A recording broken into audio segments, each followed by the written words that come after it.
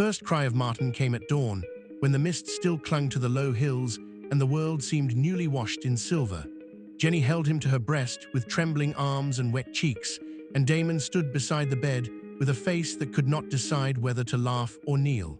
Outside their small dwelling, the earth steamed from the night's rain, and from the fields came the deep scent of wet soil. Jenny pressed her lips to the child's brow and whispered, "By the help of the Lord, I have brought forth a son." Damon repeated the words as though they were holy, carrying them outside to the waking land. He said them to the wind, to the fig tree beside the house, to the furrows waiting for seed. A son had been born into a hard world, and so every fatherly hope was spoken over him at once. May he be strong, may he be good, may he live longer than sorrow. Martin grew with the stubbornness of the ground he would one day love. He was broad-shouldered even as a boy, thick-handed, solemn, and quick to anger when things resisted him. If a young tree would not bend, he snapped it. If a tool broke, he cursed it and threw it aside. Yet there was something fierce and admirable in him too. He could work longer than any man Damon knew. He could turn dry earth into green shoots by sheer endurance. He did not fear heat, exhaustion, or bleeding palms. He seemed born for toil. Then not long after, Jenny bore another son. This child came in the hush of evening rather than at dawn. The sky outside burned red like a wound closing, and when Jenny first saw him, she did not cry aloud as she had before. Instead, she smiled through her weariness with a softer, stranger joy, as though this child had arrived carrying music unheard by others. They named him Edrich. If Martin belonged to the soil, Edrich belonged to the open spaces beyond it. He laughed early, wandered often, and listened more than he spoke. As a child, he would vanish into the hills and return at sunset, with lambs trailing at his heels and birds perched near enough to suggest even wild things trusted him. The sheep followed his voice. Dogs settled at his feet.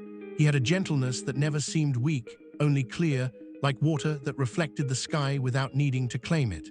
The brothers loved one another in the rough way of boys. They ran the streams together, climbed the rocky slopes, stole fruit from their own father's baskets, and slept side by side when thunder shook the house. Martin would shield Edrich from other boys in wrestling matches. Edrich would sing softly when Martin's temper brought punishment upon him and he lay awake in shame. At night they dreamed beneath the same roof, and Jenny, watching them, would sometimes thank God aloud that her sons were unlike one another, for she believed the differences between them would one day make them strong.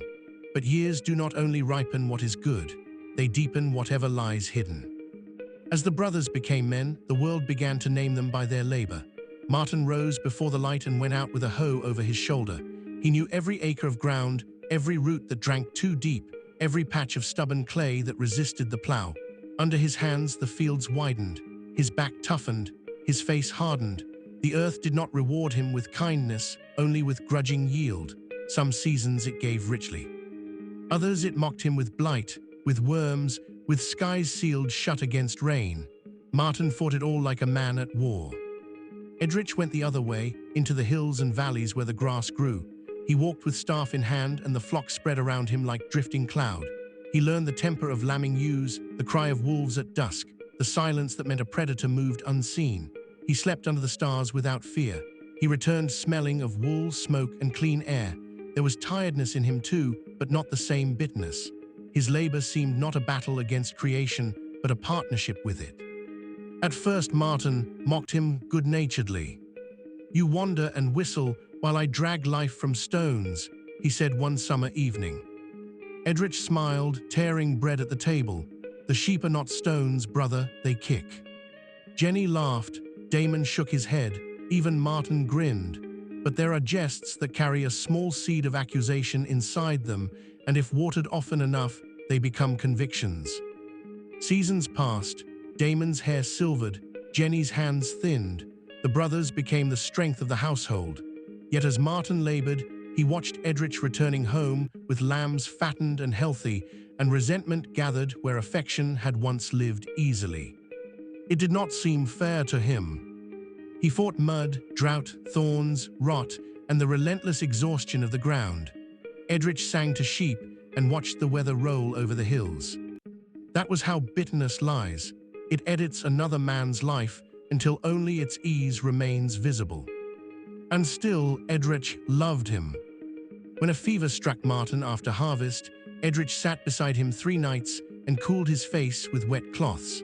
When wild dogs broke through the lower fencing, Martin came running with a torch and club before Edrich could even call his name. Love remained between them, but it began to move like light under deep water, distorted, hard to see clearly. Then came the season of offering. It was a solemn time, a day appointed beyond convenience and mood. Each household brought before the Lord something set apart from its increase, the first, the best, the costly thing. It was not merely tribute, it was testimony. What a man brought revealed what he believed. For days before it, Martin worked in silence. Jenny noticed it first. He inspected baskets of produce with a severe eye, rejecting bruised fruit, wiping dirt from skins, arranging stalks and grain in careful order. Yet beneath the precision, there was agitation. He muttered when alone. He stared too long at Edrich in the yard, where the younger brother selected among the firstborn lambs. On the morning of the offering, a pale light spread over the land. The air was cool, and even the birds seemed subdued. Martin carried fruit of the ground he had labored over, grain bound in sheaves, figs dark with sweetness, pomegranates swollen red, and the finest of the harvest his field had given. He had worked for every bite of it. His hands shook under the basket's weight, though whether from effort or expectation he could not have said. Edrich came with the firstborn of his flock, the choicest and finest portions. The lamb he bore was white as morning cloud, without blemish, its life bright in its dark eyes. Edrich's face was grave. He did not look proud, he looked surrendered.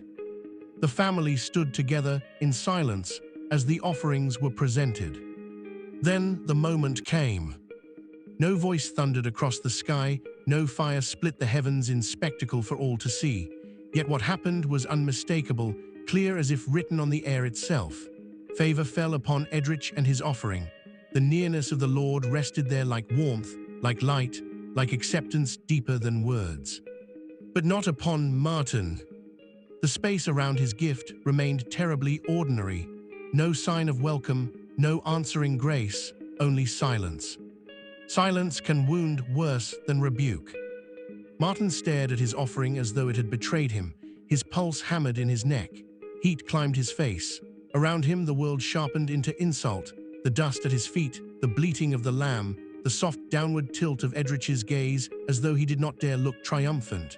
Martin's mouth tightened. Shame, that most unbearable of fires, began burning through him, and because he could not cast it off, he clothed it in anger.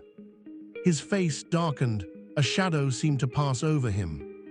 Jenny saw it and reached toward him, but Damon held her wrist, not in cruelty, but in fear. Some storms cannot be touched once they begin.